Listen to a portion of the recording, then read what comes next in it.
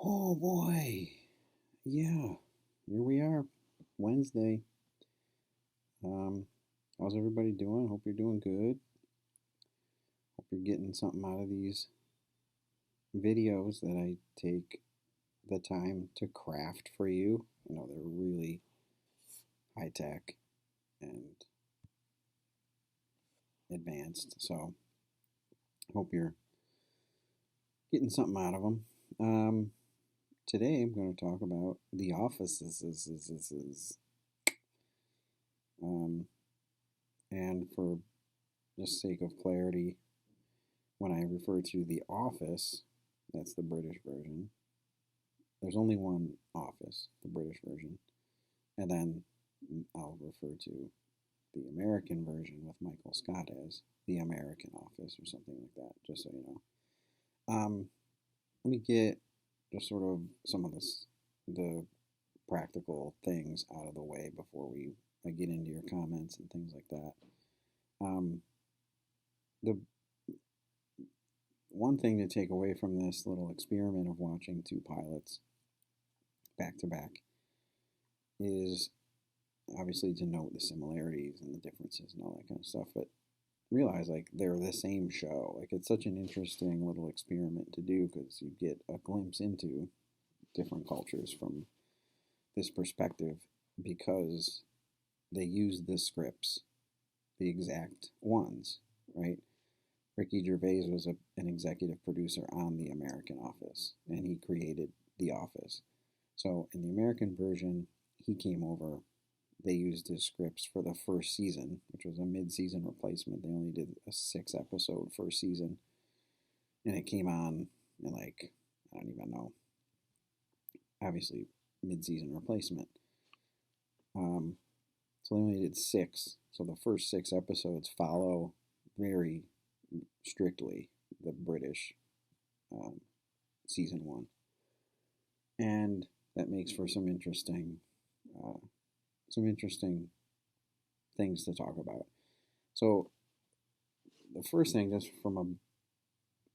just for some background, like something that drives my interpretation of these shows is the broadcast systems in which they were created, right? The European broadcast model is, was largely built on a community-based or a public broadcast system where there were no advertisements for years and years and years. They have advertisements now. Oh, tacos. They have ads now, but only recently, like within the last 15 years or so. And I'm pretty sure the ads don't run in the middle of the show. They run after the shows are over, so there's no breaks. And it's just a completely different philosophy of television making different from the commercial broadcast system, which we know and have been uh, saddled by since its inception in our country. Essentially, TV was sort of implemented to sell things to you from day one. It was a commercial enterprise. The shows were basically vehicles to pitch things to you, sell you whatever. Advertisers. And advertisers largely dictate the, whether we like it or not, what we watch and the content that we consume, especially on TV. So there are there are differences inherent there that have an impact on what you end up watching that you don't even know about, right? So someone working in the commercial broadcast enterprise has to have profit in mind when making art. And if I've learned anything over the years, it's that money and art don't typically mix. Um, because if money is what's driving you, you if money is what's driving the art, the art generally suffers in that way. So the public broadcasting system doesn't have that. Doesn't have that albatross around its neck, just dragging it down, having to appeal to not only advertisers, but for the most part, like consumers, right? Having to cater to or pander to or play fan service to consumers. Because consumers ultimately drive advertisers, right? So these shows and these episodes, these pilot episodes of these shows, really show the stark contrast between those two and what a commercial broadcast system can do and does to what are initially, in many cases, really good art and good ideas. So keep that in mind as you rethink or rewatch these first two episodes. And you know, it's just, I don't know. It's a bummer to me when you sort of pull back the curtain and you realize everything is for $1, right? And with even with your TV, like when you just realize like, oh shit, I'm being sold to, I'm being pandered to. Like that is insulting to any human being that is sentient and has any sort of self-respect. So a lot of the stuff with the American Office, I end up at this question, like, what does it say about you? Like, what do all these choices that were made differently in the American Office say about you? Or what do these producers, advertisers, executives, whatever, what do they think of you? And when you start asking those questions, the answers are pretty demeaning. If you ask me, they basically think we're a bunch of fucking idiots, which may be true. I don't know. So there's a bunch of things that I wanted to point out specifically, like what does it say about us? That's one of the big questions. Here's the markers, and a lot of you guys hit them in your comments. Why does this have to be, right? The American Office it's hyper violent. Like, and you say violent, it's not really violent, but yeah, it is. In terms of like, it's violent to the eyes, it's bright, it's way brighter. It's violent to your ears, it's way louder. And it's even violent, doesn't, I mean, violent, you know what I mean? Like, they're not murdering people. But, you know, like, Michael does the Hitler joke. I mean, duh. But the big violent one is Dwight. Like, Dwight is much more aggressive, violent, sort of like in your face.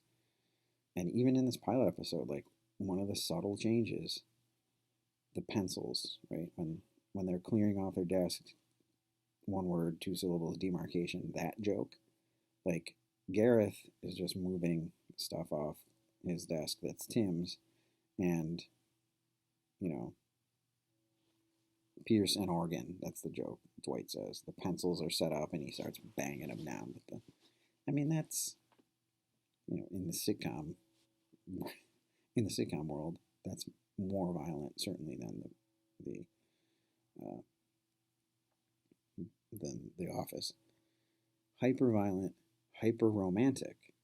The love story in these two it's completely different. And why is that? I'll tell you why it is. Because the American Office said, hey, we got to give them violence and we got to give them romance or sex. Like, have to. So immediately in the first episode, they start advancing this Jim Pam thing, which inevitably became, you know, turned into a monster. It's just, I can't, I don't want to talk about Jim and Pam anymore. in this video. I want to punch them both. Anyway, really push the romantic angle. Why? Well, that's what they like. Like that's what's going on in my head. What does it say about us? That's what they like. And when they're saying they mean you and me and everybody else. They put you into one big category of morons. So hyper, brighter, louder, hyper violent, hyper romantic. And every character in every instance, each character in the American Office that you saw in that episode becomes a caricature of him or herself by season 3, right? And when that happens, when these characters don't develop organically, when they develop almost exaggeratedly, you know that's classic pandering. It's basically saying, well, they seem to like this Dwight guy. Let's make it, let's have him do. What else can we have Dwight do? What stupid thing can we have Michael do? How dumb and fat can we make Kevin? How much of a bitch can we make Angela? How slutty can we make Meredith? How random can we make Creed? How vapid can we make Kelly? How, cool and aloof can we make Jim? How can we make Andy into Michael after Michael leaves? I mean, that to me is annoying, and it's a person. Maybe this is all my shit. It's a personal affront to me when I see a television show just so blatantly telegraphing all of this stuff. And that should upset you. Like Kevin, look at Kevin. Everyone thinks he's so hilarious. Like, he started, he's like this poker savant, right? He doesn't speak in broken sentences. He's still heavy. But his whole story arc is he gets dumber. And that's hilarious. Like, by the end, Holly shows up. They have a storyline that basically is Dwight tricks Holly into thinking Kevin is mentally disabled. So, yeah. Hilarious. I know. So, when characters become caricatures of themselves, it's time to quit.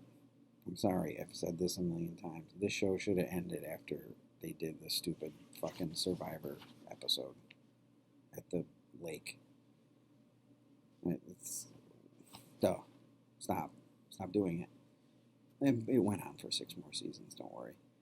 But that winds back to commercial television. Of course they did. People were watching it. At some point in a commercial television enterprise, especially with a sitcom, you get up to a point where you care more about keeping the show going than keeping the show good or interesting or quality. At some point, you inevitably get to that point. It's usually around season 3. And some shows, they bow out. Arrested Development was as good a show as ever that has been made. And it's 3 seasons. Well, and they cut it after half. They cut the 3rd season in half. And they're gone. Party Down. It's another fantastic show. 2 seasons out. It does happen that you can extend it, but most sitcoms that fall into this trap where it's like, we have to keep going. The money is in syndication. The money is in reruns, selling the show after 100 or so episodes to rerun. So once you get picked up in the commercial television broadcast system, you put your head down to get to 100. And eventually you're just like, who gives a shit? Give them what they want to see, just so we can get to that point. That is disingenuous. That you should feel somewhat offended by. And The Office was no different. So, and my apologies to everybody who heard some of this stuff on Monday in class. But there's also the story within the story that the American version completely ignores until it's in a bind. Like, you avoid these binds and these sort of creative bouts of diarrhea if you have a story with a beginning, a middle, and an end. The British Office is 2 seasons and a 2-hour finale special. That's it. And Ricky Gervais presented the story, that whole story, beginning, middle, end. Here's where it ends. This is how much time I need to tell this story. So they went into work. They never went into work wondering what's the next episode going to be about, because it was all laid out before them. This is the story they had to tell. And that just makes for more interesting characters.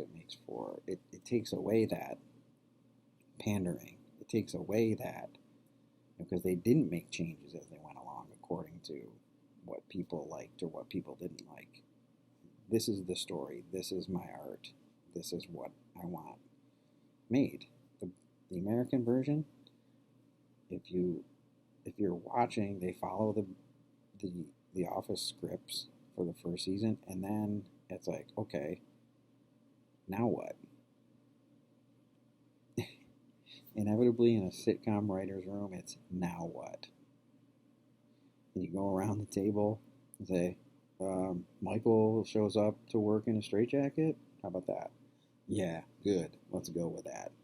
Right? Add characters that are more and more ridiculous.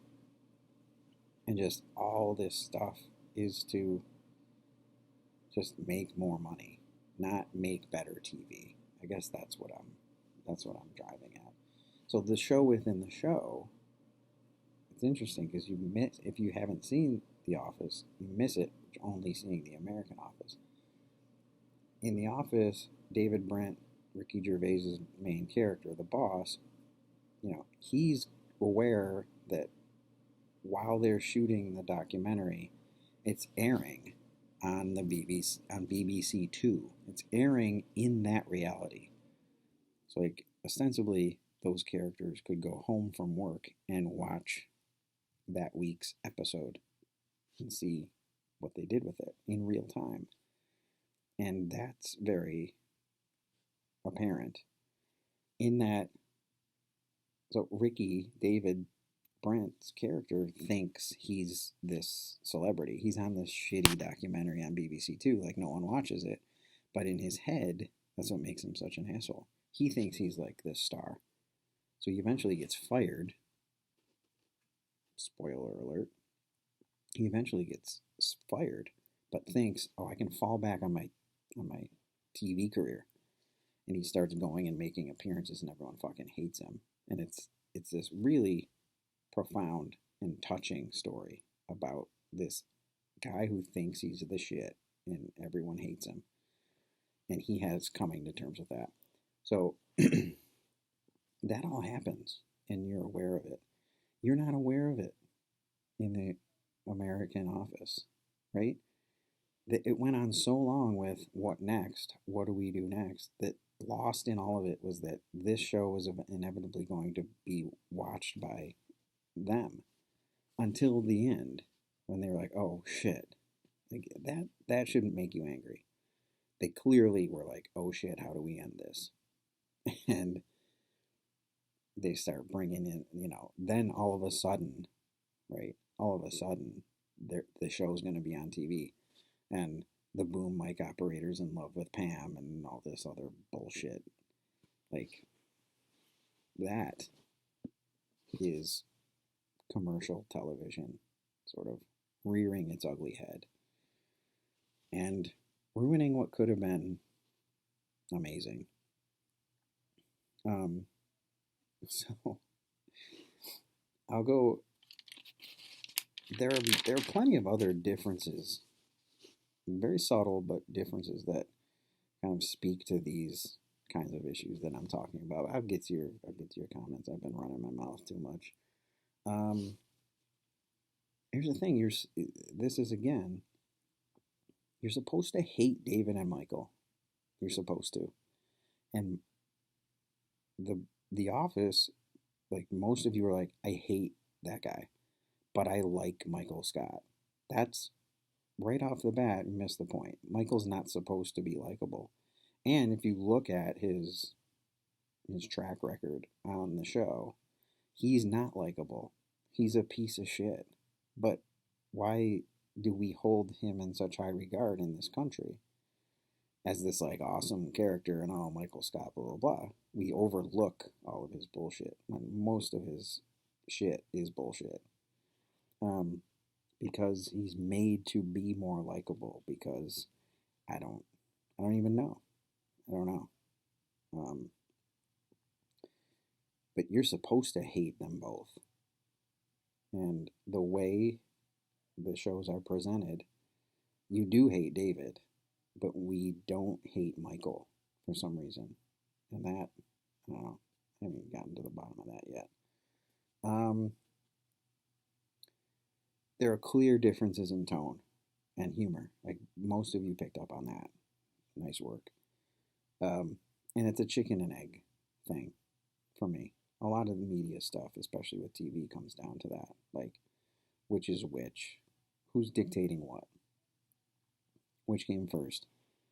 Us demanding that TV reflect our experiences and our lives, or TV putting things out there that we then sort of fall in line with? Does that make sense? Is it a mirror or a window? I think I tried to use that analogy on Monday and failed. The mirror reflects our lives. The window is looking into TV and then following its lead. I don't know. Um, but the tone is like that. Like, yes, the British sense of humor is darker. It's drier. It's it's much more understated, and American humor is much more loud and in your face. And a lot of you hit on that, and it's astute. But why is that? Right? Why is that? Part of me thinks um, The Office expects its audience expectations. Like they expect you to get the jokes and not have to explain them. They expect you to be able to watch a show that's not loud and obnoxious and in your face and hyper violent and hyper romanticized without getting pissed and being like, I want my my favorite characters to fuck. Like you're supposed to say that. And I think again back to our the American Office, I think they don't think much of you or us. Uh, just make them louder, make them more obnoxious, make them more random, make them just silly, make them into complete buffoons. They'll eat it up. That's it. That's all they need. Fucking assholes. Like that's what goes on in my head. Um, but back to like the jokes, like Leo. Leo brought up the Jello scene and how it's virtually identical, but it's not. In fact, there's a fundamental joke in there that I think marks some of the differences in the humor and what our humor says about us and theirs about them. When David says, um, Gareth asked David to make a ruling, and he says, "Don't worry, Solomon's here." And Michael says, the judge is in session to that. Okay, so here's some of the subtlety. Who's Solomon? Do any of you even know? Leo, you should know because Bible. It's a biblical reference to the story of King Solomon. He had to, I don't know, do something, decide which, cut the baby in half and which the mom gets one half. It's something completely ridiculous, but still a biblical reference that requires some knowledge outside of, you know, yeah. And it's funny. And Michael, to the American audience, says, judges in session. So everyone knows judges in session. Not funny, not a joke, really.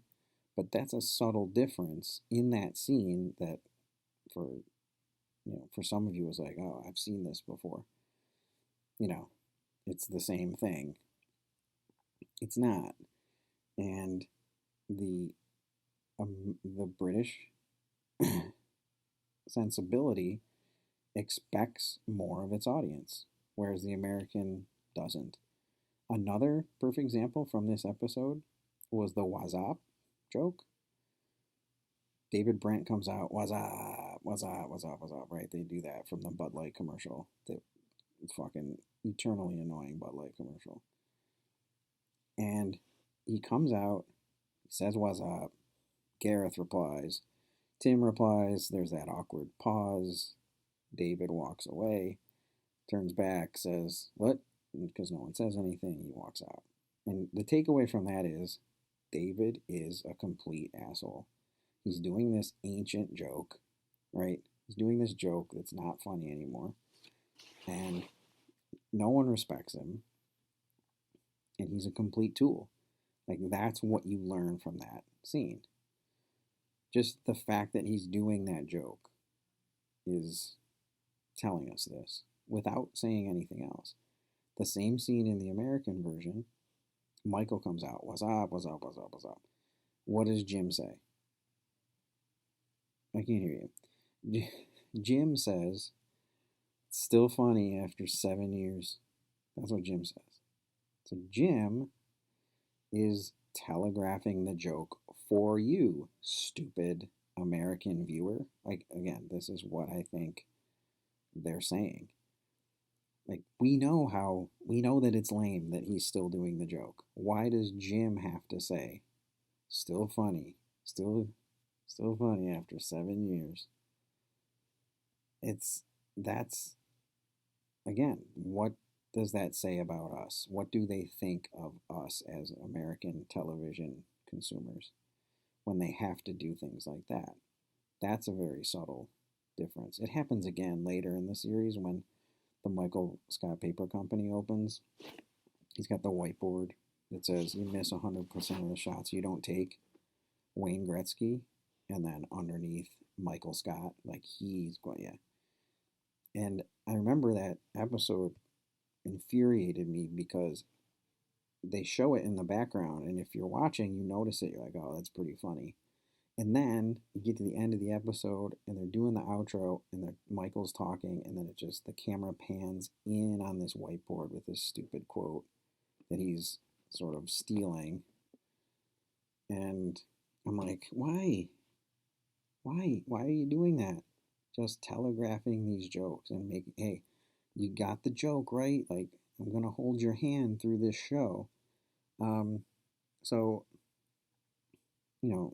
to Leo, that's some of the subtleties that are at play even in those scenes that are almost identical that mark these differences. And a bunch of you guys pointed out different occasions of that.